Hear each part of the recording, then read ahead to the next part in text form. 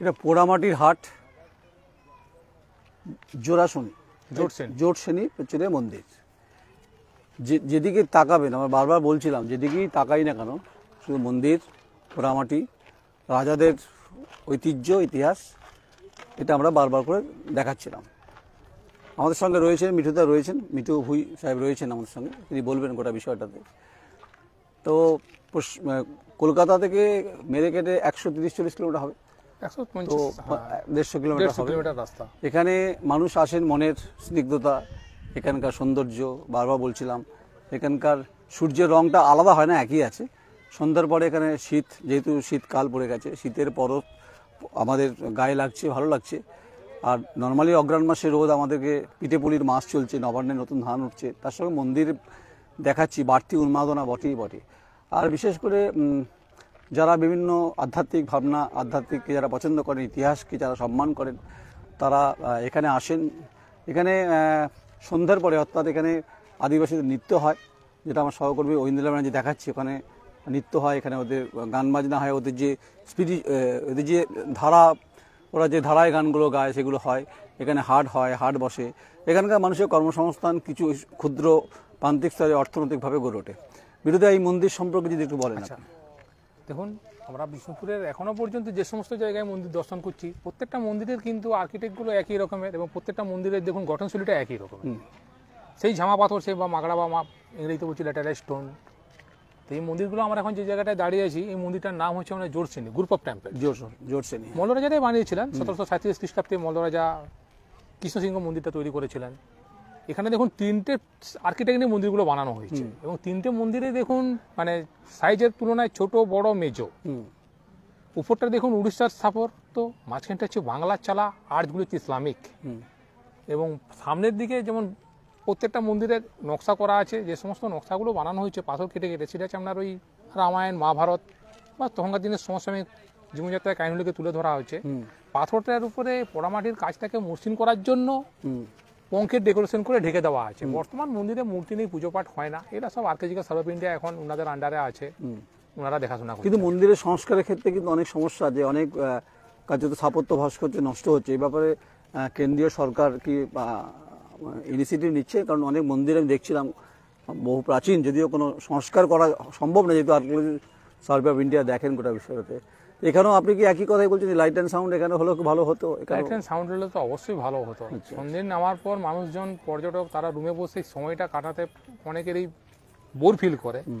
সারাদিন মন্দিরগুলো দুপুরে লাঞ্চের পর একটু রেস্ট নিয়ে, আর যদি লাইট একটা নিজস্ব স্মৃতি হয়, তারা অনেকেই মানুষজনের মধ্যে খুবই আনন্দিত পাবে। তারা আমরা ওদিকটা একটু হাঁটি, চলুন। কারণ হচ্ছে এই যে আদিবাসীদের যেখানে নৃত্য হয়, হ্যাঁ, সেটা অত্যন্ত গুরুত্বপূর্ণ, কারণ বাংলার যে ঐতিহ্য সংস্কৃতি, এটা পুরোটাই অর্গানাইজ করেন কিন্তু আমাদের মাননীয় যখন এসডিও সাহেব আছেন, আচ্ছা, ওনাদের তত্ত্বাবধানেই পুরো হাটটা পরিচালনা করেন। আচ্ছা, ওনারাই আদিবাসী নৃত্য গ্রামের থেকে প্রত্যেক সপ্তাহে কোন গ্রাম থেকে কোন আদিবাসীরা আসবে, তাদের সব আসা যাওয়া থাকা সমস্ত কিছু, এবং যারা বাউল গান করে, এবং লায়ন্স ক্লাব থেকে একটা মেডিকেল ক্যাম্প করে, যারা অনেকেই বয়স জ্যেষ্ঠ আছে, তাদের সুগার, প্রেসার, পোড়ামাটির হাটের সাথে এসে তারাও শারীরিক সমস্যাটা এখানে চেক আপ করে যেতে পারে।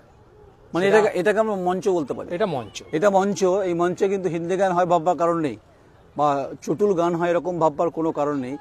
এই মঞ্চে কিন্তু আদিবাসীরা, বারবার করে বলছি, যে বাংলার যে প্রাচীন এবং যে আদিবাসী নৃত্য এবং গান, যে তাদের যে রস, তাদের যে বোধ, তাদের যে ভাব, এবং সেগুলো কিন্তু সন্ধ্যার পরে কিন্তু ঝমঝমে ওঠে এবং মন্ত্রমুগ্ধ করে। এখানে বোধহয় বিভিন্ন ধরনের যন্ত্রপাতিও নিয়ে আসে ওরা।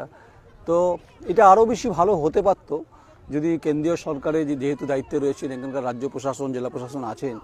তো এই পোড়ামাটির হাট যেটা খুব গুরুত্বপূর্ণ, যেটা আমাদের শান্তিনিকেতন আছে, সোনাঝুরার হাট আছে, একদিকে মন্দির, হ্যাঁ, 3টে মন্দির, আর এখানে হচ্ছে যে মঞ্চ বাঁধানো হচ্ছে যেখানে আদিবাসী নৃত্য হয়। তাই এখন যখন বসে আছি, রোদ পড়েছে, কিন্তু সন্ধ্যার পর রোদ পড়ে না। বিরোধী এখানে বহু মানুষ এই সময় আসে, মানে সন্ধ্যার পরে বহু মানুষ আসে। পোড়ামাটির হাট, সারাদিন মন্দির দর্শন করার পর হোটেলে রেস্ট নিয়ে, মানে এটা একটা মানে মেন্টাল রিল্যাক্সেশন বলতে, মেন্টাল রিল্যাক্সেশন। আচ্ছা আচ্ছা। আমাদের লোকাল মানুষও, যেহেতু আমাদের সারা সপ্তাহটাই দোকান চলে, সপ্তাহে একদিন হাফ বেলা দোকান হয়, লোকাল মানুষ এসে পোড়ামাটির হাটে এসে বসে রিল্যাক্স করে এখানে। আচ্ছা আচ্ছা। এখানকার ছোট ছোট ওই যারা দোকানপাট করে তাদেরও তো জীবন জীবিকা চলে এখান থেকে। কিছুটা অনেক ডেভেলপ হয়েছে। আচ্ছা, দোকান থেকে অনেক মানুষই কেনাকাটা করে, যারা নিত্যদিন প্রতিদিন দোকান খুলতে পারে না আর পারে না, তারা সপ্তাহে 2 দিন এখানে অ্যাটেন্ড করে, তারা তাদের হাতেও কিছু সচ্ছলতা বোধ উপকৃত হচ্ছে পোড়ামাটির হাটের জন্য। আজ থেকে 20 বছর আগে মিঠুদা এখানকার পরিস্থিতি কেমন ছিল? মানে এটা তো ছিলই ছিল, হ্যাঁ, কিন্তু এতটা পর্যটনের এতটা প্রচার ছিল না মেনলি গভর্নমেন্ট থেকে। দ্বিতীয় কথা হচ্ছে এখন যেভাবে মানুষের প্রচারটা হয়েছে যে বিষ্ণুপুরের অনেক কিছু দেখার আছে, বিষ্ণুপুরে থাকার অ্যাকোমোডেশন ভালো আছে, এবং তার সাথে আমরা বাড়তি পাওনা সপ্তাহে 2 দিন পেয়ে যাচ্ছি পোড়ামাটির হাট, যেখানে আদিবাসী নৃত্য, বাউল গান, যেটা আমাদের সংস্কৃতি, যেটা আমাদের পরম্পরা, যেটা বলতে পারেন আপনি।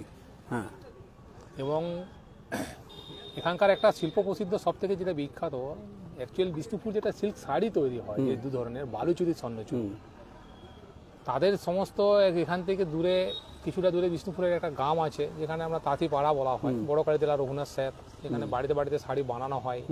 সেই সমস্ত গ্রামের মানুষজন তাদের কিছু জিনিসপত্র বানানো তারা হাটে নিয়ে এসে এখানে বিক্রি করে।